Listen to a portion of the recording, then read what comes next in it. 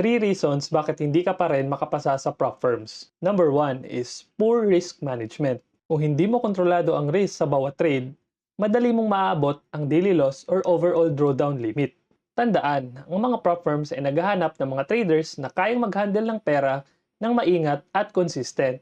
Number 2 is overconfidence o emotional trading. Kapag masyadong kang kumpiyansa o nagpapanik kapag natalo, nagiging impulsive ang mga trades mo. Ito ang dahilan kung bakit hindi ka sumusunod sa trading plan mo o nagiging reckless ka sa mga entries at exits. Number 3 is inconsistent trading strategy. Kung palipat-lipat ka ng trading strategy dahil gusto mong habulin ang mabilis na profit, nawawala ang consistency sa performance. Ang prop firms ay nagpo-focus sa steady progress kaysa sa big wins. Let me remind you na hindi overnight ang tagumpay sa prop firms. Reflect on your mistakes and improve your discipline. Kasi alam ko, magiging funded trader ka din.